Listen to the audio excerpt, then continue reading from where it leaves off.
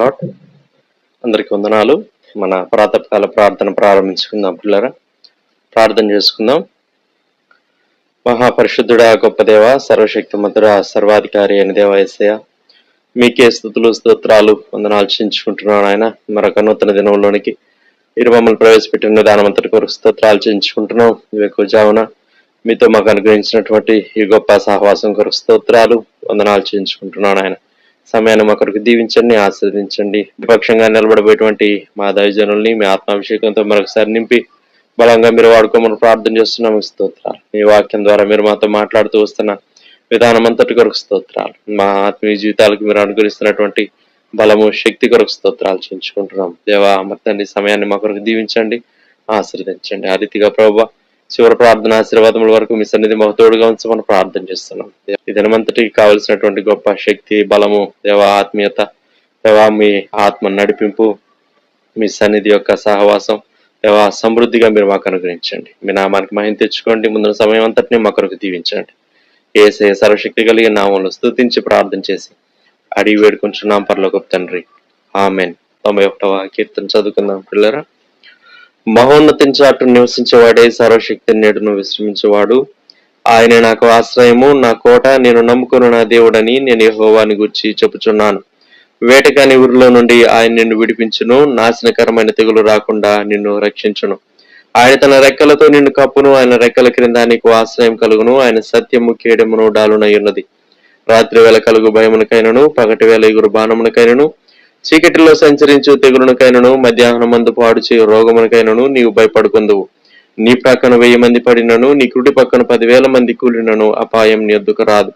నీవు కన్నులారా చూచుచుండగా భక్తిహీనుడికి ప్రతిఫలం కలుగును. యెహోవా నీవే నా ఆశ్రయము అని నీవు మహోన్నతుడైన దేవుడు నీకు నివాసముగా చేసుకుని ఉన్నావు. నీకు అపాయం ఏమీ రాదు, ఏ తెగులును నీ గుడారము సమీపించదు. నీ మార్గములన్నిటిలో నిన్ను కాపాడుటకు ఆయన నిన్ను గుర్చి తన దూతలకు ఆజ్ఞాపించును. నీ పాదములకు రాయి తగలకుండా వారిని తమ చేతుల మీద ఎత్తిపట్టుకుందరు. నీవు సింహములను, నాగపాములను త్రొక్కెదవు, కొదమ సింహములను, భుజంగములను అనగదొక్కెదవు. అతడు నన్ను ప్రేమించున్నాడు గనుక నేను అతన్ని తప్పించదను. అతడు నా నామం ఎరిగిన వాడు గనుక నేను అతన్ని గణపరచదను. అతడు నాకు మొర్రపెట్టగా నేను అతనికి ఉత్తరం ఇచ్చదను. శ్రమలో నేను అతనికి తోడై ఉండదను. అతన్ని విడిపించి అతన్ని గొప్ప చేసేదను. దీర్ఘాయు చేత అతన్ని తృప్తిపరచదను. నా రక్షణ అతనికి చూపించదను. ఆమెన్. Praise the Lord. ప్రతిదినము దేవుని వాక్యం వింటున్న ప్రభు బిడ్డలందరికీ మన ప్రభువును రక్షకుడైన యేసుక్రీస్తు నామంలో హృదయపూర్వకమైన శుభములు తెలియజేస్తూ ఉన్నాను. దేవుని వాక్యంను ధ్యానించుదాం. దాని కొరకు మనం ముందుగా సామెతల గ్రంథం 30వ అధ్యాయం 24వ వచనం చదువుకుందాం. సామెతల గ్రంథము 30వ అధ్యాయం 24వ వచనం. భూమి మీద చిన్నవి 4 కలవు, అయినను అవి మిక్కిలి జ్ఞానము కలవి. అలాగే 25వ వచనం కూడా చదువుతున్నాను. చీమలు బలము లేని జీవులు, అయినను అవి వేసవిలో తమ ఆహారమును సిద్ధపరచుకును. ప్రార్థన చేసుకుందాం. దయగల మా ప్రభువా, ప్రేమగల తండ్రి, మీకు స్తోత్రాలు నాయనా. మరొక నూతన దినంలోనికి మమ్మల్ని మీరు ప్రవేశపెట్టి ఈ అనుదిన వాక్య ధ్యానము అనే కార్యక్రమం ద్వారా మీ వాక్యాన్ని ధ్యానించడానికి మాకు అనుగ్రహిస్తున్నాం. ఈ అమూల్యమైన అవకాశం కొరకు స్తోత్రములు చెల్లించుకుంటున్నాం. ప్రియ ప్రభా, జుంటె తేనె ధారల కంటే మధురమైన మీ వాక్యముని మేము ధ్యానిస్తూ ఉండగా శ్రేష్టమైన అనుభవాలను, అనుభూతిని మేము అందుకోవడానికి సహాయం చేయండి. మీ వాక్యం ద్వారా మాతో మాట్లాడండి ప్రభా. మమ్మలను ఉజ్జీవింపచేయండి, మమ్మలను బలపరచండి, మమ్మల్ని ఈ దినం కొరకు సిద్ధపరచండి. నీ బిడ్డలంగా, నీ ప్రతినిధులంగా మేము ఈ లోకంలో సాగి వెళ్ళడానికి నీ సమృద్ధి అయిన సహాయం మాకందరికీ అనుగ్రహించుమని, తోడై ఉండుమని యేసు నామములోనే ప్రార్థిస్తున్నాం తండ్రి, ఆమేన్. జ్ఞాని అయిన సొలొమోను రాసిన పుస్తకాలు 3 ఈ యొక్క బైబిల్ గ్రంథంలో సమకూర్చబడినవి. వాటిలో ఒకటి సామెతల గ్రంథము, రెండోది ప్రసంగి గ్రంథము, మూడవది పరమగీత గ్రంథము. ఈ మూడిట్లో సామెతల గ్రంథంలో సొలొమోను అనేకమైన సామెతలను పొందుపరిచారు. వాటిలో నుంచి మనం ఈ దినాల్లో కొన్ని సత్యాలను ధ్యానం చేయడానికి ప్రయత్నం చేద్దాం. సామెతల గ్రంథం 30వ అధ్యాయం 24వ వచనములో తాను ఎంతగానో జ్ఞానమును సంపాదించిన వ్యక్తిగా లోకంలో ఉన్న అనేకమైన వస్తువులను, విషయాలను, సంగతులను పరిశీలించి పరిశోధించి తాను సంపాదించుకున్న జ్ఞానములో నుంచి తన అనేకమైన సత్యాలను ఈ పుస్తకంలో పొందుపరిచారు. చదువుదాం చూడండి. భూమి మీద చిన్నవి 4 కలవు, అయినను అవి మిక్కిలి జ్ఞానము కలవి.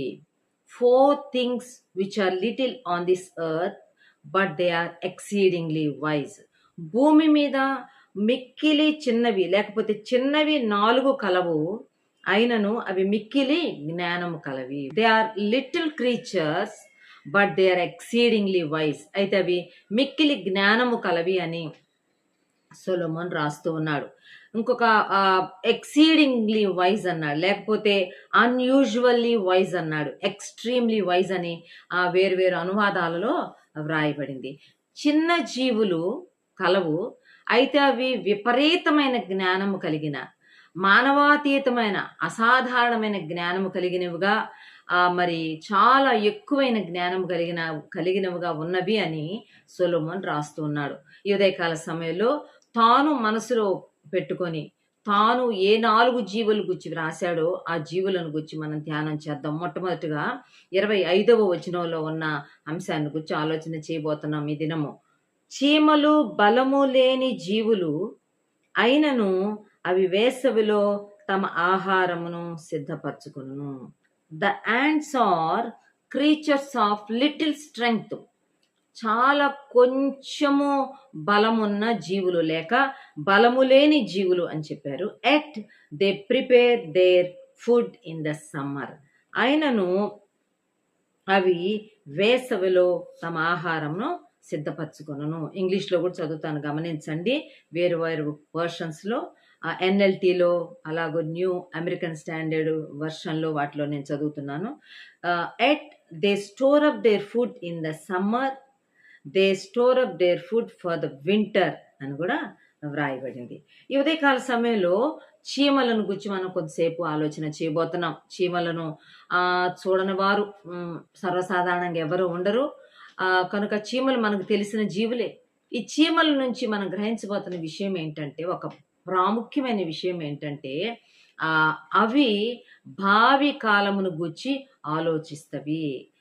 రానున్న దినాలను గూర్చి ఆలోచించే జీవులు, భవిష్యత్తు కొరకు సిద్ధపడే జీవులు, సిద్ధపరచుకునే జీవులు అనే విషయాన్ని మనం ఈ ఉదయకాలం ఆలోచన చేయబోతున్నాం. అయితే ఈ చీమల ద్వారా ప్రభు ఈ ఉదయకాలం మనతో మాట్లాడుతున్నాడు. భావి కాలాన్ని గురించి మనం ఆలోచించవలసిన వారంగా ఉన్నాము. భావి కాలం కొరకు మనం సిద్ధపరచుకోవాల్సిన వారంగా ఉన్నాము. ఈ రోజు గురించి మాత్రమే కాదు, లేక రేపటి గురించి మాత్రమే కాదు, కానీ రానున్న కాలాల కొరకు మనం సిద్ధపడవలసిన వారంగా ఉన్నాము. ఈ చీమలు వేసవి కాలం కొరకు ఆలోచన చేస్తున్నాయి. కోత కాలంలో ఏమి చేయాలా అని ఆలోచిస్తున్నాయి. చలికాలం కొరకు ఎలా సిద్ధపడాలా, చలికాలం కొరకు ఏమి దాచుకోవాలని ఆలోచన చేస్తున్నాయి. ఎంత గొప్ప విషయం ఆలోచన చేయండి. చిన్న జీవులే, creatures of very little strength, వాటికి ఉన్న బలం చాలా కొంచెం బలము, అయితే అవి మిక్కిలి జ్ఞానము కలవు. Extremely wise, exceedingly wise, unusually wise. ఏంటి వాటి యొక్క జ్ఞానం ఏంటంటే, ఈ చిన్న జీవులైన చీమలు తమ భవిష్యత్తును గూర్చి ఆలోచన చేస్తున్నాయి, తమ భవిష్యత్తు కొరకు సిద్ధపడుతున్నాయి, తమ భవిష్యత్తు కొరకు సిద్ధపరచుకుంటున్నాయి అనేది చాలా గొప్ప విషయం. ప్రియమైన వారులారా, దేవుని బిడ్డలంగా రక్షించబడిన తరువాత మన భవిష్యత్ కాలాల కొరకు మనం సిద్ధపడవలసిన వారంగా ఉన్నాం. మన ఆధ్యాత్మిక జీవితంలో మరి భవిష్యత్ కాలము ఎలా ఉండబోద్దో మనకు తెలియదు కనుక, ఒకవేళ ఒక శోధన గుండా మనం వెళ్ళవలసి వచ్చినా, ఒక పరిశోధన గుండా మనం వెళ్ళవలసి వచ్చినా, లేక కష్టకాలం గుండా మనం వెళ్ళవలసి వచ్చినా, నిందల గుండా, అవమానాల గుండా వెళ్ళవలసి వచ్చినా, ఏ కాలము మన మీదకి రాబోతున్నా అన్ని కాలాల కొరకు మనల్ని మనం సిద్ధపరచుకోవాల్సిన వారంగా ఉన్నాము. అంతేగాని మాకు ఇలాంటి నిందలు వస్తాయి అనుకోలేదు, లేకపోతే మాకు ఇలాంటి శోధనలు వస్తాయి అనుకోలేదు, మా జీవితాలు చాలా సాఫీగా గడిచిపోతే దేవునిలోకి వచ్చినాక అనుకున్నాం, కానీ ఇంత అకస్మాత్తుగా మా మీదకి ఇంత కష్టం వచ్చింది, ఇంత శ్రమ వచ్చేసింది, మేము తట్టుకోలేకపోతున్నాం, మేము తాళుకోలేకపోతున్నాం, కాబట్టి మేము మా విశ్వాసాన్ని విడిచిపెట్టేస్తామనే చేతగాని మాటలు మనం మాట్లాడడానికి వెళ్ళలేదు. చీమలు మనకు చిన్న జీవులైన, బలము లేని జీవులైన, మిక్కిలి జ్ఞానము కలిగిన ఈ చీమలు ఉదయకాలంలో నీకు నాకు తెలియపరుస్తున్న ఒక గొప్ప ఆత్మీయ సత్యం ఏంటంటే, రానున్న దినాలు మన చేతుల్లో లేవు, రానున్న కాలాలు మన చేతుల్లో లేవు గనుక మనం ఏ కాలం వచ్చినా ఆ కాలాన్ని ఎదుర్కోవడానికి అవసరమైన సంసిద్ధత మనం కలిగి ఉండవలసిన వారంగా ఉన్నాము. ఈ చీమలను గురించి మనం కొంతసేపు ఆలోచన చేద్దాం. చూడండి, ఇక్కడ చాలా బాగుంది. They store up their food in the summer. వేసవిలోనే ఆహారాన్ని కూర్చుకునేస్తాయంట. వేసవిలోనే ఆహారాన్ని తెచ్చుకొని దాచిపెట్టేసుకుంటాయంట. ఈ వేసవిలోనే ఎందుకు దాచిపెట్టుకుంటున్నాయి? వేసవిలో అంతా బాగుంటది కదా, ఎక్కడికి కావాలంటే అక్కడికి వెళ్ళొచ్చు, ఎప్పుడు కావాలంటే అప్పుడు బయటకు వెళ్ళొచ్చు, ఆహారం బాగా దొరుకుతుంది, తెచ్చుకోవచ్చు కదా అని అంటే, ఏంటంటే ఇంకొక వర్షంలో ఉంది, they store up their food for the winter. రాబోయే చలికాలం కొరకు అవి ముందుగానే వేసవ కాలంలోనే తమ ఆహారాన్ని సిద్ధపరచుకుంటాయి అంటే. చూడండి, ఈ చీమలను గుర్చిన ప్రస్తావన సామెతల గ్రంథం 6వ అధ్యాయంలో కూడా జ్ఞాని అయిన సొలొమోను మాట్లాడుతున్నాడు. 6వ అధ్యాయం 6-8 వచనాల వరకు ఆ చీమలను గురించి మాట్లాడుతున్నాడు. సోమరి చీమల యొద్దకు వెళ్ళుము, స్లగర్డ్ గో టు ద యాంట్. చీమల దగ్గరికి వెళ్ళు, నువ్వు వాటిని నువ్వు స్టడీ చేయాలి, వాటి నడతలు కనిపెట్టి జ్ఞానము తెచ్చుకొను. Consider her ways and be wise. నువ్వు వాటి నడతలను గమనించాలి, వాటి కదలికలను గమనించాలి, వాటి ప్రోగ్రామ్స్ ఎలా ఉంటాయో నువ్వు గమనించాలి. ఓ సోమరి, నువ్వు ఎక్కడున్నావు అక్కడ ఉండిపోవడానికి వీల్లేదు, కానీ you have to move out. నువ్వు బయటకు వెళ్ళాలి, నువ్వు చీమల దగ్గరికి వెళ్ళాలి. మిక్కిలి చిన్న జీవులైనా, బలము లేని జీవులైనా, అయితే ఎక్స్ట్రీమింగ్లీ వైజ్ క్రీచర్స్ అయిన యాంట్స్ దగ్గరికి నువ్వు వెళ్ళాలి, వాటి నడతలను నువ్వు కనిపెట్టాలి, వాటి దగ్గర నువ్వు జ్ఞానము తెచ్చుకోవాలి. చీమల దగ్గర మనం జ్ఞానం తెచ్చుకునేది ఏంటంటే, అవును, అవి మిక్కిలి జ్ఞానం కలిగిన చీమలు కనుక మనం జ్ఞానం కొరకు చీమల దగ్గరకు వెళ్ళవలసిన వారంగా ఉన్నాం. ఏంటంట వాటి జ్ఞానం? వాటి జ్ఞానాన్ని మనం వాటి నడతలను కనిపెట్టడం ద్వారా మనం సంపాదించుకునే జ్ఞానం ఏంటంటే, 7వ వచనంలో ఉంది, వాటికి న్యాయాధిపతి లేకున్నను, పై విచారణకర్త లేకున్నను, అధిపతి లేకున్నను, అవి వేసవి కాలమందు ఆహారము సిద్ధపరచుకొనును, కోతకాలమందు ధాన్యము కూర్చుకొనును.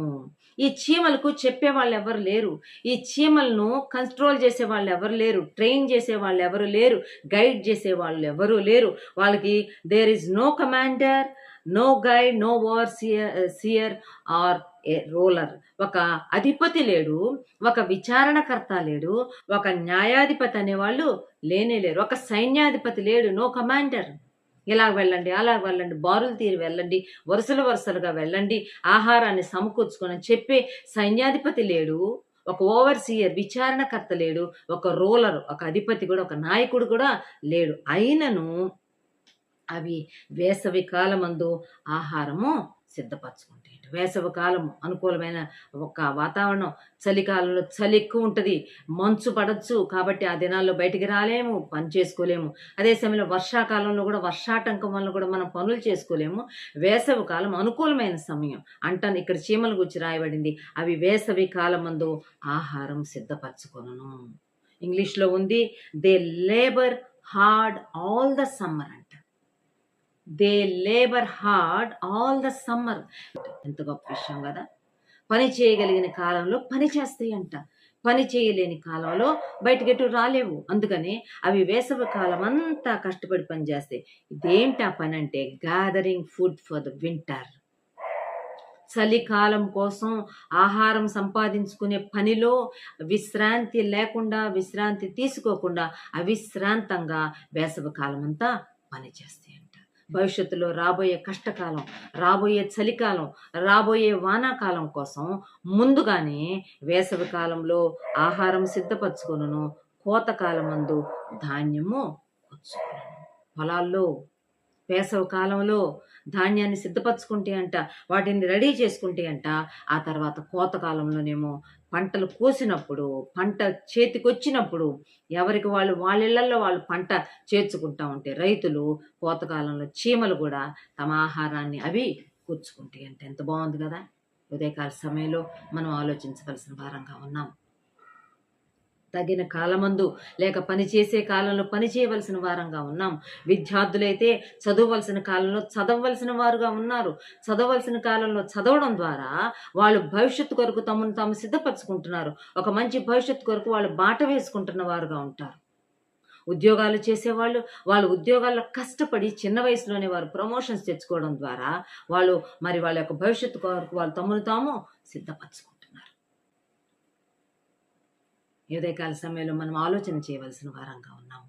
ఈ యొక్క చీమల గురించి మాట్లాడుతూ ఈ చీమలను గుచ్చిన బోధ సోమరులకు తెలియజేస్తున్నాడు సొలొమోను. సామెతల గ్రంథం 6వ అధ్యాయం 6వ వచనంలో సోమరి అని మొదలుపెట్టాడు. ఓ స్లగర్డ్, గో టు ద యాంట్స్, చీమల వద్దకు వెళ్ళుము అని చెప్పి ఇప్పుడు 8వ వచనం 9వ వచనంలో అంటున్నాడు, సోమరి ఎందాక నీవు పండుకొని ఉందువు, ఎప్పుడు నిద్ర లేచెదవు, ఇక కొంచెము నిద్రించేదనని, కొంచెము గునికెదనని, కొంచెము సేపు చేతులు ముడుచుకొని పరుండేదనని నీవు అనుచుందువు. సోమరి ఎందాక నీవు పండుకుంటావు, ఎప్పుడు నీవు నిద్ర లేస్తావు. పండుకోనుంటాం, పని చేయకుండా ఉంటాం, సోమరితనంగా ఉంటాం, బాధ్యత లేకుండా ఉంటాం. చాలా విచారకరమైన విషయం. అది దేవుని బిడ్డలకు తగదు సుమా. చాలా స్పష్టంగా మాట్లాడుతున్నాడు సొలొమోను. సోమరి, ఎంతకాలం నువ్వెంతసేపు పండుకుంటావు, ఎంతసేపు పని లేకుండా ఉంటావు, ఎంతసేపు పని వెతుక్కోకుండా ఉంటావు, ఎంతసేపు నీ పని మీద శ్రద్ధ పెట్టకుండా ఉంటావు, ఎంతసేపు నీ విద్య మీద, నీ ఉద్యోగం మీద, నీ ఆత్మీయ జీవితం మీద, నీ రక్షణ గురించి నువ్వు శ్రద్ధ పెట్టుకుండా ఉంటావు, మనసు పెట్టుకుండా ఉంటావు. ఎంతకాలము? ఎప్పుడు నిద్ర లేస్తావు, ఎప్పుడు మేలుకుంటావు, నువ్వు ఎప్పుడు నువ్వు చురుగ్గా ఉంటావు. ఇంకా కొంచెం సేపు నిద్రపోతా, ఇంకా కొంచెం సేపు కొంచెం కొంచెం కొంచెం అనుకుంటానే నీ సమయం అంతా వ్యర్థం చేసుకుంటావా? చూడండి, విద్యార్థులైన వాళ్ళని మనం పొద్దున్నే లేపుతుంటే పిల్లలు అంటే, మమ్మీ కొంచెం సేపే మమ్మీ, 5 minutes సేపు పండుకుంటాం మమ్మీ, 5 నిమిషాల తర్వాత లేస్తాను, ఇంకా కొంచెం సేపే కొంచెం సేపు కొంచెం కొంచెం, ఆ కొంచెమే గంటలు అయిపోతాయి. ఇంకా కొంచెం నిద్రించేదను, ఇంకా కొంచెం కునికిపాట్లు కునికేదను, కొంచెం సేపు చేతులు ముడుచుకుని పండుకుంటాను అని నిద్రలోనే లేకపోతే పని లేకుండా సోమరితనంలోనే కొనసాగడం మంచిది కాదు సుమా. We need to alert our cells. చురుగ్గా ఉండవలసిన వారంగా ఉన్నాం, డిలిజెంట్గా మనం ఉండాల్సిన వారంగా ఉన్నాం, శ్రద్ధ కలిగిన వారంగా మనం ఉండాలి. శ్రద్ధగా పనిచేయువాడు ఐశ్వర్యవంతుడు అవుతాడంట. చీమలే చిన్న జీవులు, బలము లేని జీవులు, అయితే మిక్కిలి జ్ఞానము కలిగిన జీవులు. వాటికి ఏమాత్రం చలికాలంలో భయం లేదు, వానాకాలంలో భయం లేదు. ఎందుకంటే కోతకాలంలో, వేసవి కాలంలో అవి పనిచేస్తాయి. They labour hard throughout the summer for the coming winter. రానున్న చలికాలం కొరకు, రానున్న వర్షాకాలం కొరకు అవి వేసవి కాలంలో విశ్రాంతి తీసుకోకుండా పనిచేస్తాయి అంట. ఉదయకాల సమయంలో మనకు ఆరోగ్యం ఉండగానే, మనకు శక్తి ఉండగానే, మనకు వయసు ఉండగానే, మనకు అవకాశాలు ఉండగానే మనం కష్టపడాలి, మనం పని చేయాలి, మనం శ్రమించవలసిన వారంగా ఉన్నాము. పౌలు భక్తుడు తిమోతితో రాస్తూ అంటాడు, తిమోతి శ్రమపడుము, సమయం అనక అసమయం అనక సువార్త ప్రకటించు. ద్వారాలు తెరిచున్నప్పుడే పని చేయి. నీకు ఇచ్చిన అవకాశాలను సద్వినియోగం చేసుకో, నీకు ఇచ్చిన కాలాలను సద్వినియోగం చేసుకో. కాలం తీరిపోయిన తర్వాత, సమయం దాటిపోయిన తర్వాత, అయ్యో నాకు అవకాశం లేదే, అయ్యో నా సమయం లేదే అని బాధపడడం చాలా విచారం సుమా. చీమలు మనతో మాట్లాడుతున్నాయి ఉదయకాల సమయంలో. చీమల వద్ద మనం బుద్ధి తెచ్చుకోవాల్సిన వారంగా ఉన్నాము. సోమరితనం అనేది చాలా భయంకరమైన విషయం. చీమలు సోమరితనానికి వ్యతిరేక పదమైన చురుకుదనానికి సాదృశ్యంగా ఉన్నాయి. ఈరోజు మనలో ఉన్న సోమరితనం అంతా మనం వదిలిపెట్టవలసిన వారంగా ఉన్నాం. చీమల యొక్క చురుకుదనాన్ని మనం పొందవలసిన వారంగా ఉన్నాం. చీమల యొక్క చురుకుదనాన్ని మనం సంపాదించుకోవాల్సిన వారంగా ఉన్నాం. దాన్ని మనం అందుకోవాల్సిన వారంగా ఉన్నాం. చూడండి, 10వ వచనంలో 11వ వచనంలో ఉంటుంది. సామెతల గ్రంథము 6వ అధ్యాయం 11వ వచనం. ఎందుచేత ఇంకా కొంచెము నిద్రపోయేదను, ఇంకా కొంచెము కునికెదను, ఇంకా కొంచెము చేతులు ముడుచుకుని పండుకుంటాను. నువ్వు పండుకుంటే కొంచెం సేపు అని చెప్పి నువ్వు చేయాల్సిన పనులు చేయకుండా, నువ్వు పూనుకోవాల్సిన కార్యాలు పూనుకోకుండా ఉంటే, అలాగే గనక నీ ఉంటే దోపిడీగాడు వచ్చున్నట్లు దారిద్రము నీ వద్దకు వచ్చును. ఒక దోపిడీగాడు, ఒక బందిపోటు దొంగ వచ్చినట్టు. బందిపోటు దొంగ వస్తే ఏం మిగల్చాడు సుమా? ఎవరికి భయపడడు, ఎవరు అడ్డుకున్నా కానీ లెక్క చేయడు. దోపిడీగాడు వచ్చినట్లు దారిద్రము నీ మీదకి వచ్చును. అంటే నీ దగ్గర ఉన్నాయన్నీ ఎగ్జాస్ట్ అయిపోతాయి. మరి అంతే కదా, పని చేయకుండా, నువ్వు సిద్ధపరచుకోకుండా, నీవు కూర్చుకోకుండా, నువ్వు ఆలోచన చేయకుండా, నువ్వు పండుకోనుంటే, నువ్వు నిద్రపోతా ఉంటే, నువ్వు సోమరిగా ఉంటే, మరి నీ దగ్గర ఉన్నయన్నీ వెళ్ళిపోవా? నీ దగ్గర ఉన్నవన్నీ ఎగ్జాస్ట్ అయిపోవా? వెళ్ళిపోతాయి. అయిపోతాయి. నీ సమయం అయిపోద్ది సుమా. నీ అవకాశాలు అయిపోతాయి సుమా. నీ ఆరోగ్యం కూడా నిన్ను వదిలిపెట్టి వెళ్ళిపోద్ది. నీ శక్తి నిన్ను వదిలిపెట్టి వెళ్ళిపోద్ది. నీ జ్ఞాపక శక్తి నిన్ను వదిలిపెట్టి వెళ్ళిపోద్ది. దోపిడిగాడు వచ్చినట్టు నీ యొక్క ఆ దారిద్రం నీ వద్దకు యు విల్ బి ఎంప్టీడ్. నీకు ఇంకేమి మిగలదు. తర్వాత రెండో మాట అంటున్నాడు, ఆయుధదారుడు వచ్చినట్లు లేమి నీ వద్దకు వచ్చును. ఆయుధాలు వేసుకున్న ఒక వ్యక్తి చూస్తే అందరికీ భయం వేసిపోద్ది. అమ్మో, అన్ని ఆయుధాలు ఉన్నాయి, ఏమన్నా నన్ను చేయగలడు.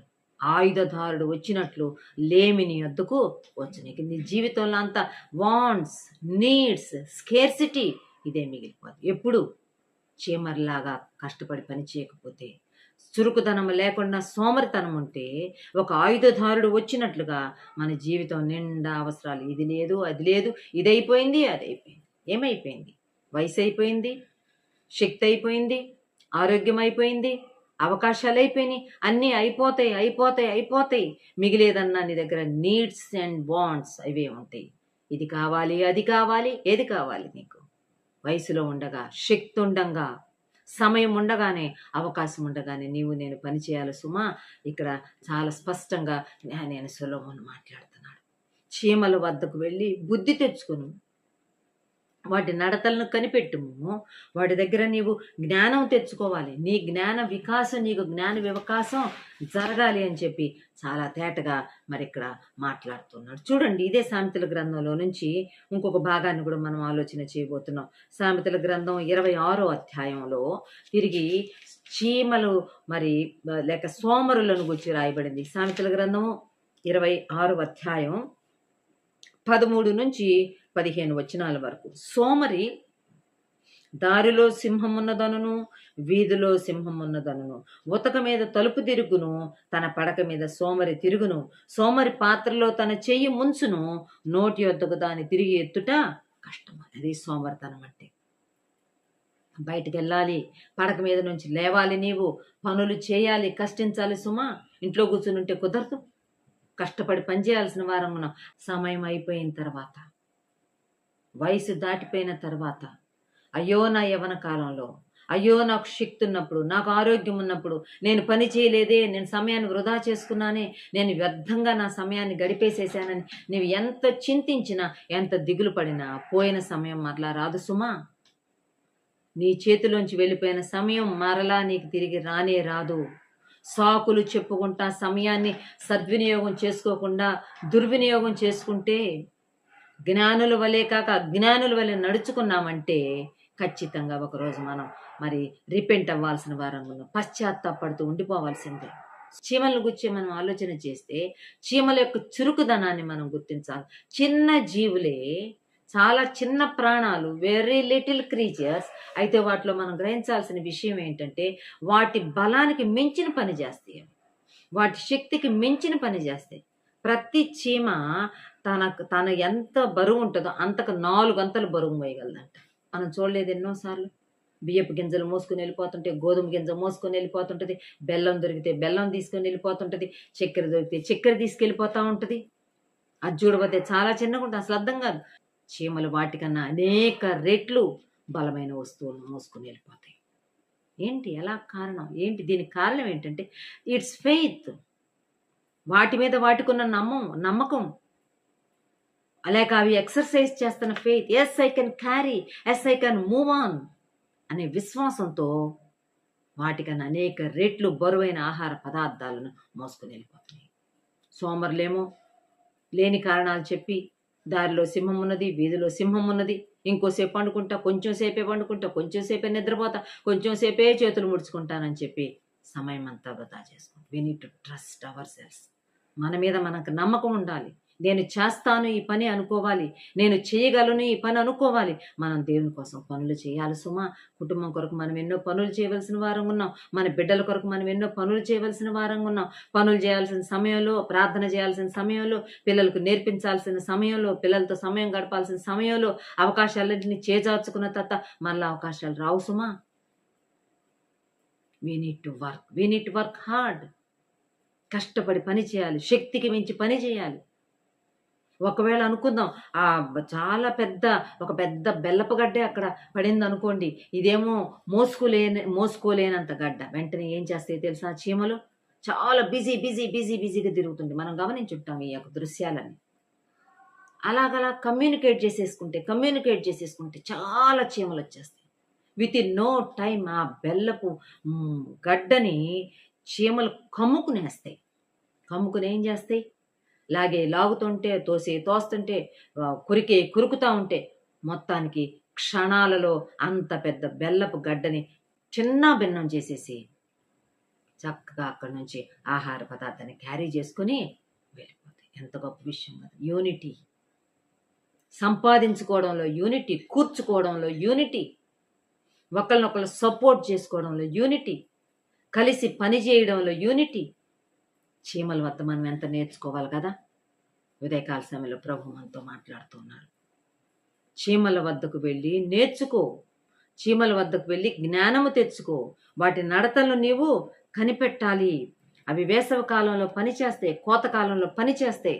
చలికాలం కొరకు, వానాకాలం కొరకు ఆహారాన్ని సిద్ధపరచుకుంటే రాబోయే వానాకాలం కొరకు, రాబోయే చలికాలం కొరకు, వేసవి కాలంలోనే కోతకాలంలోనే అవి కష్టపడతాయి సుమా.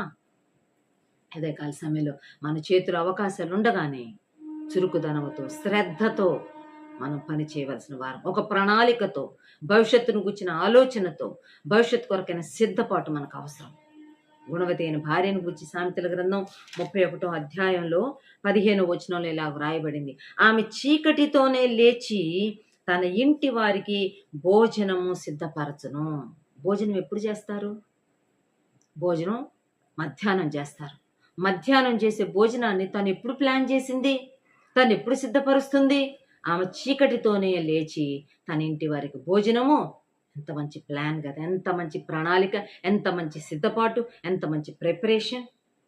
ఏమో ఒకవేళ నేను మధ్యాహ్నం చేయాలనుకుంటే ఆ టైంకి ఏ ఆటంకాలు వస్తాయో, నా శరీరంలో ఆరోగ్యం అనుమతిస్తుందో లేదో, లేకపోతే ఎక్కడికన్నా బయటకు వెళ్లాల్సి వస్తేమో, లేక ఇంకేదన్నా పని పడిపోద్దేమో. తన ఇంటి వారి ఆహారాన్ని గురించి శ్రద్ధగా ఆలోచిస్తుంది. చీమలు వాటి ఆహారాన్ని గురించి ఆలోచన చేస్తున్నాయి. చీమలు వాటి భవిష్యత్తును గురించి ఆలోచన చేస్తున్నాయి. జ్ఞానము కలిగిన స్త్రీ, గుణవతి అయిన భార్య తన ఇంటి వారి భోజనాల గురించి ఆలోచన చేస్తుంది. ఆమె చీకటితోనే లేచి తన ఇంటి వారికి ఆహారం సిద్ధపరుస్తుంది అంట. 19వ అధ్యాయం 24వ వచనం చూడండి. ఎంత భయంకరమైన పరిస్థితి, ఎంత సోమరితనమో. సోమరి పాత్రలో చెయ్యి ముంచునే గాని తన నోటికి దాన్ని తిరిగి ఎత్తడంట. అంత సోమరుడు. చెయ్యి పెట్టడమే కష్టం అన్నమాట. భోజనపు పాత్రలో పెట్టిన చెయ్యిని తన నోటి దగ్గర ఎత్తడు. అంత సోమరుడు. నీ ఆకలి ఎలా తీరుతుంది? నీకెలా బలం వస్తుంది? నీకెలా శక్తి వస్తుంది? నీవెలా పనులు చేయగలవు? చురుకుదనం ఎంత అవసరం కదా! సామెతల గ్రంథంలోనే ఇంకో మాట చాలా బాగుంటుంది. 12వ అధ్యాయం 27వ వచనం. సామెతల గ్రంథము 12వ అధ్యాయం 27వ వచనం. సోమరి వేటాడినను పట్టుకొనడు, చురుకుగా ఉండుట మహాభాగ్యం. సోమరి వేటాడినా కానీ పట్టుకోడు అంటే వేటాడడంలో కూడా సోమరితనమే, వేటాడటంలో కూడా వేగిరిపాటు లేదన్నమాట. ఒక జంతువుని వేటాడి పట్టాలంటే ఎంత చురుకుదనం అవసరం, ఎంత షార్ప్నెస్ అవసరం. అయితే వేటాడినా కానీ ఏది పట్టుకోడంట, చురుకుగా ఉండుట మహాభాగ్యం. బైబిల్ గ్రంథంలో నుంచి 1-2 ఉదాహరణలు నేను మీకు తెలియజేయాలనుకుంటున్నాను. చూడండి, యేసు ప్రభు కొండ మీద ప్రసంగం చెప్తూ ఆయన మత్తయి సువార్త 7వ అధ్యాయంలోకి వచ్చేటప్పటికి ఆయన ఒక ఉపమానంతో మత్తయి 5, 6, 7 ఈ 3 అధ్యాయాలలో యేసు ప్రభు యొక్క కొండ మీద ప్రసంగం రికార్డ్ చేయబడింది. అయితే 7వ అధ్యాయంలో మరి యొక్క సందేశం ఒక చిన్న ఉపమానంతో తన సందేశాన్ని ముగించారు. అది 7వ అధ్యాయం 24 నుంచి 27 వచనాల వరకు ఉంటుంది. ఇక్కడ ఇద్దరు వ్యక్తుల గురించి రాయబడింది. ఒక వ్యక్తి బుద్ధిమంతుడు, మరొక వ్యక్తి బుద్ధిహీనుడుగా వాళ్ళు మరి ఐడెంటిఫై చేయబడ్డారు. బుద్ధి కలిగిన వాడు తన ఇంటిని బండ మీద కట్టుకున్నాడు.